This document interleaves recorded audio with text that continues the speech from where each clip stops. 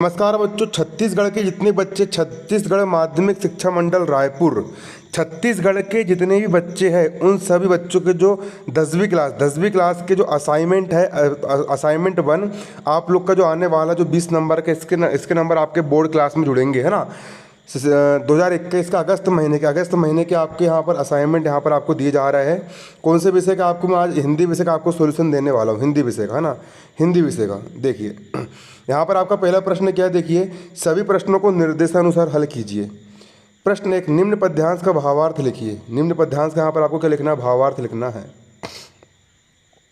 दुर्गम बर्फानी घाटी में शत सहस्त्र फुट ऊंचाई पर अलख नाभि से उठने वाले निज के ही उन्मादक परिमल के पीछे धावित हो होकर तरल तरुण कस्तूरी मृग को अपने पर चढ़ाते देखा है। ठीक है, दुर्गम बर्फानी घाटी में, दुर्गम बर्फानी, है ना। तो देखिए भावार्थ इसका, देखिए बर्फानी घाटी मतलब हिमालय की घाटी, दुर्गम बर्फानी मतलब हिमालय की घाटी में सैकड़ों हजारों फीट की ऊंचाई पर जो दिखाई ना दे उस नाभि से उठने वाले निज उन्माद सुगंध के पीछे प्रभावित होकर मृग को भागते खोज करते देखा है। अर्थात कवि कहना चाहते हैं कि दुर्गम बर्फानी की चोटी पर भी उन्होंने युवा मृग को वहाँ मौजूद देखा है, जो दिव्य सुगंध की खोज में इधर से उधर भागता फिरता है ना। कहने का तात्पर्य है कि कई बार अपना ही सौंदर्य, अपनी ही मस्ती और अपनी ही मादकता और व्यक्तित्व अपने ही लिए प्रश्नात्मक चिन्ह बन जाता है। इस तरह मैंने जीवन रूपी आकाश पर मुग्धता के अनजाने बादलों को घिर घिर कर आते अनुभव किया है, अपनी आंखों से देखा है। प्रश्न 2 देखिए, अगला प्रश्न यहाँ पर आपका क्या है, कवि ने चकवा चकई द्वारा किन मनोभावों को कविता में बताना चाहते हैं। उत्तर, कवि ने चकवा चकती के प्रेम को अभिव्यक्त किया है। चकवा तथा चकवी रात्रि में अलग अलग रहते हैं, अर्थात उनका वियोग हो जाता है। किस किस का, चकवा और चकवी का क्या हो जाता है, वियोग हो जाता है। पर जैसे ही सूर्य की बाला रूप किरणें धरती पर विकीर्ण होती है वे पुनः मिल जाते हैं। यही भाव प्रणय कलह के रूप में अभिव्यक्त हुआ है।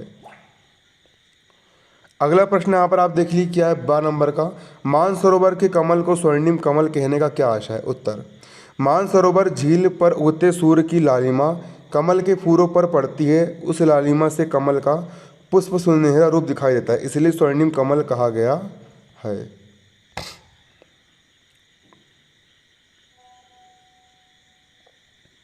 अगला प्रश्न आप देख सकते हो, आपका प्रश्न नंबर 3, नर्मदा का उद्गम अमरकंटक पाठ में वर्णित नैसर्गिक सौंदर्य का किन्हीं 4 बिंदुओं में वर्णन कीजिए। शब्द सीमा आपकी 75 से लेकर के 100 के बीच में है। उत्तर देखिए, है ना, समुद्र तल से 1065 मीटर ऊंचे इस स्थान पर ही मध्य भारत के विंध्य और सतपुड़ा की पहाड़ियों का मेल होता है। दूसरा, हिंदुओं के तीर्थ स्थल अमरकंटक से पवित्र नदी नर्मदा सोन नदी की उत्पत्ति होती है, अमरकंटक से, है ना। तीसरा आप देख सकते हो यहाँ पर लिखा हुआ है, नर्मदा नदी यहाँ से पश्चिम की तरफ जबकि सोन नदी पूर्व दिशा में बहती है, जिसे देखकर मन प्रसन्न हो उठता है। चौथा, यहाँ के खूबसूरत झरने, पवित्र तालाब, ऊंची पहाड़ियाँ और शांत वातावरण सैलानियों को इस कदर मंत्रमुग्ध करते हैं कि वे दोबारा आए बिना नहीं रह सकते हैं। अगला प्रश्न यहाँ पर आप देख सकते हो, अगला प्रश्न यहाँ पर आपका क्या है, अमेजवर के कंठ से ही नर्मदा अमेजवर के कंठ से ही नर्मदा नदी निकली है। यह पंक्ति किस संदर्भ में कही गई है। इसकी शब्द सीमा आपको 30 से 50 के बीच में आपको लिखना है। तो देखिए, अमरकंटक में नर्मदा के उद्गम स्थल के पास एक जलकुंड है। इस जलकुंड के पास लगभग 20 मंदिरों का निर्माण हुआ है ना। अमरकंटक आपको अभी घूमने के लिए जाना, मध्य प्रदेश में, है ना। पूर्व दिशा की ओर एक शिव मंदिर है। इन्हीं से नर्मदा का उद्गम माना जाता है।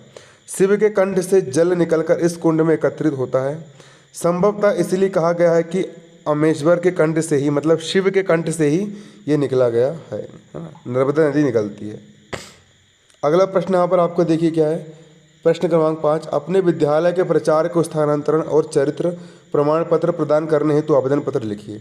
शब्द सीमा आपकी 100 से 150 के बीच में। देखिए इसका आंसर आएगा, सेवा में प्रचार, शासकीय उच्चतर महाविद्यालय राजनांदगांव छत्तीसगढ़। विषय देखिए क्या है यहाँ पर आपका, विषय किस विषय पर लिख रहा है, स्थानांतरण और चरित्र प्रमाण पत्र प्रदान करने हेतु आवेदन पत्र। माननीय महोदय जी, निवेदन है कि मैं आपके विद्यालय की कक्षा 10वीं शाखा छात्र हूँ। मेरे पिताजी शासकीय कर्मचारी है, उनका स्थानांतरण दुर्ग हो गया है। मेरा पूरा परिवार उनके साथ जा रहा है, अतः मेरा यहाँ अकेले रहकर अध्ययन करना संभव नहीं है। मैं वहाँ की किसी शाला में अध्ययन करूँगा, अतः आप मुझे अतिशीघ्र स्थानांतरण और चरित्र प्रमाण पत्र देने का कष्ट करें। मैंने विद्यालय की सारी धनराशि चुका दी है। मेरे पास विद्यालय की पुस्तक, खेल और प्रयोगशाला की कोई वस्तु नहीं है, अतः मुझे शीघ्र स्थानांतरण और चरित्र प्रमाण पत्र देने का कष्ट करें ताकि मैं रायपुर जाकर प्रवेश पा सकूं। धन्यवाद। यहाँ पर आपका दिनांक और यहाँ पर आपका पूरा फुल सॉल्यूशन आपको मिल चुका है। ठीक है, धन्यवाद। जय हिंद, जय भारत।